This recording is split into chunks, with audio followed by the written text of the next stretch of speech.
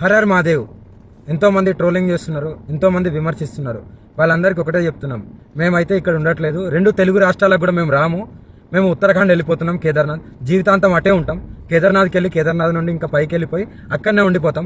మా ఇద్దరి జీవితాలు మేము గడుపుతున్నాం. ఎందుకు మా గురించి ఇంత ట్రోలింగ్ చేస్తూ ఇంత విమర్శిస్తున్నారు?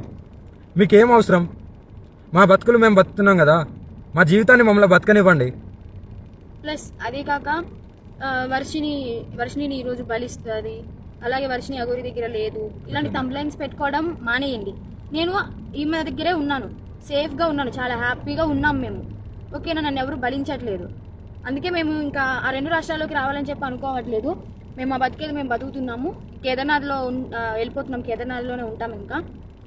సో ఇంకా ఎందుకు ఛానల్స్ అన్ని మీడియా వాళ్ళందరూ ఎందుకు మా మ్యాటర్ ఒక్కటే పట్టుకున్నారు? ఇంకా దేశంలో ఏమీ లేవా? 2 తెలుగు రాష్ట్రాలలో ఏ మ్యాటర్స్ లేనట్టు మా మీదనే ట్రోలింగ్ చేస్తూ